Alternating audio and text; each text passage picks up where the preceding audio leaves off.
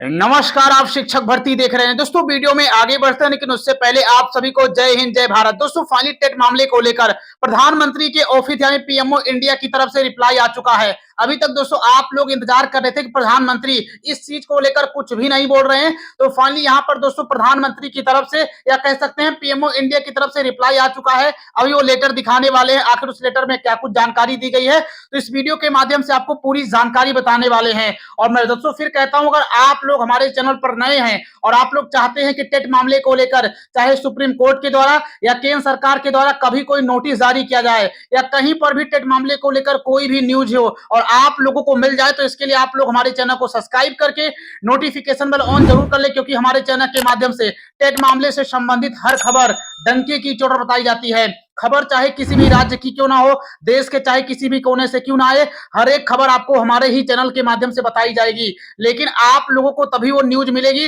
जब आप लोग हमारे चैनल को सब्सक्राइब करके नोटिफिकेशन बेल ऑन जरूर करेंगे, ताकि जब भी मैं वीडियो बनाऊं उस चीज का नोटिफिकेशन आपको मिल सके। तो इसके लिए आप लोग हमारे चैनल को सब्सक्राइब करके नोटिफिकेशन बेल ऑन जरूर कर ले। अब चलते हैं, आपको सारी जानकारी वन बाय वन करके अच्छे तरीके से बताते हैं, आखिर पीएमओ इंडिया यानी प्रधानमंत्री ऑफिस की तरफ से क्या कुछ रिप्लाई आया है। यहाँ पर दोस्तों फाइनली आप लोग देख पाएंगे एक लेटर है, ये प्रधानमंत्री पीएमओ इंडिया की तरफ से ही रिप्लाई किया गया है। तो अभी इस वीडियो में आपको बताने वाले हैं। सबसे पहले यहाँ पर आप लोग दोस्तों देख पाएंगे पीएमओ से रिक्वेस्ट किया गया था कि आप टेट मामले को लेकर कुछ क्यों नहीं बोल रहे हैं, तो फाइनली इनकी ही तरफ से यहाँ पर अपडेट आए। जैसे यहाँ पर देख पाएंगे सेवा में प्रधानमंत्री मोदी भारत सरकार, आगे लिखा गया कि विषय एनसीटीई के नोटिफिकेशन दिनांक 23 अगस्त पैरा 4 एवं 5 तथा 12 नवंबर 2014 पैरा 48 को आरटीई अधिनियम की धारा 23 के 2 में 23 अगस्त 2010 में प्रतिस्थापित करने एवं 23 अगस्त 2010 से पूर्व नियुक्त शिक्षकों की सेवा संरक्षित करने के संबंध में लेटर लिखा गया था। और नीचे यहाँ पर देखेंगे दोस्तों, यहाँ पर लिखा गया है पहले पॉइंट में, संविधान के 86वें संविधान संशोधन अधिनियम 2002 द्वारा अनुच्छेद 21 के का जोड़े जाने के उपरांत संसद ने वर्ष 2009 में right of children to free and compulsory education act RTE act पारित किया, जिसमें धारा 23 के ए के अंतर्गत शिक्षकों की न्यूनतम बेसिक योग्यता निर्धारित करने का अधिकार राष्ट्रीय अध्यापक शिक्षक परिषद यानी कि एनसीईटी को दिया गया था। और उसके अलावा आगे दूसरे पॉइंट में देख पाएंगे, अभी इन सबका जवाब जो है इस लेटर में नीचे दिया गया, पहले आप लोग प्रश्न देख लीजिए। और दूसरे पॉइंट में यहाँ पर देख पाएंगे लिखा गया कि इस प्रावधान के तहत एनसीटीई ने दिनांक 23 अगस्त 2010 को नोटिफिकेशन जारी कर पैरा 4 एवं 5 द्वारा विशेष प्रावधान किए तथा तत्पश्चात 12 नवंबर 2014 को पैरा 48 जोड़कर और अधिक स्पष्टता दी। तीसरे पॉइंट में दोस्तों यहाँ पर देख पाएंगे लिखा गया कि हाल ही में सर्वोच्च न्यायालय द्वारा दिए गए निर्णय में इन दोनों महत्वपूर्ण नोटिफिकेशन पर पर्याप्त ध्यान नहीं दिया गया है। परिणाम स्वरूप विशेषकर उन शिक्षकों के भविष्य को लेकर असमंजस उत्पन्न हो गया है जो 23 अगस्त 2010 से पूर्व नियुक्त हुए थे अथवा स्थिति से पूर्व प्रकाशित विज्ञापन में चयनित एवं नियुक्त हुए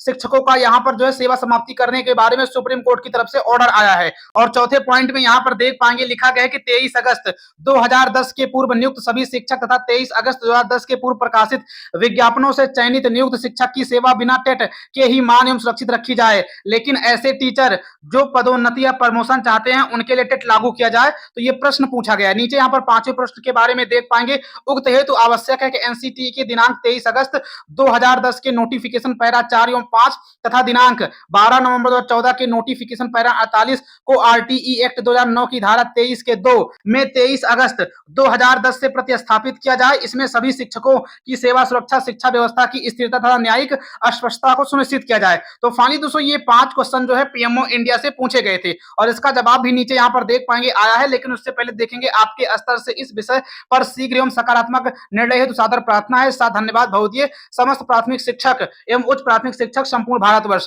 तो दोस्तों फाइनली यहाँ पर आप लोग देख पाएंगे 4 से 5 लाइन का ये जो क्वेश्चन पूछा गया था और उसके बाद पीएमओ इंडिया की तरफ से जो रिप्लाई आता है यहाँ पर आप लोग देखेंगे, यहाँ पर लिखा गया है कि एज पर रिप्लाई रिसीव्ड, यानी कहने का मतलब जो एनसीटी है, जब आप लोग कोई आरटीआई लगाते हैं पीएमओ इंडिया में, तो दोस्तों जिस विभाग का वो रहता है समझ रहता है, पीएमओ इंडिया उस विभाग से जाकर के जानकारी प्राप्त करता है। तो वही कह रहा है कि as reply received from academic division of NCTE, यानी कहने का मतलब पीएमओ इंडिया ने जब एनसीटीई से इसके बारे में जवाब मांगा, क्या ये जो अभ्यर्थी या शिक्षक संघ जो मांग कर रहे हैं आखिर ये बात कहां तक सही है और कहां तक गलत है, तो इनका ये साफ साफ कहना है कि all suggestions mentioned in point number 4 has been notice, यानी कि जो एनसीटीई की गाइडलाइन है उसके पैरा नंबर 4 या पॉइंट नंबर 4 में जो आप सभी जानकारी पूछ रहे हैं ये सभी की सभी चीजें मेंशन की गई हैं। लेकिन पीएमओ इंडिया को ये नहीं पता है कि हम उससे मदद मांग रहे हैं, जानकारी नहीं मांग रहे हैं। यहाँ पर पीएमओ इंडिया का साफ साफ कहना है कि अगर आप इसके संबंध में जानकारी चाहते हैं तो आप एनसीटीई के पॉइंट नंबर 4 को देखिए।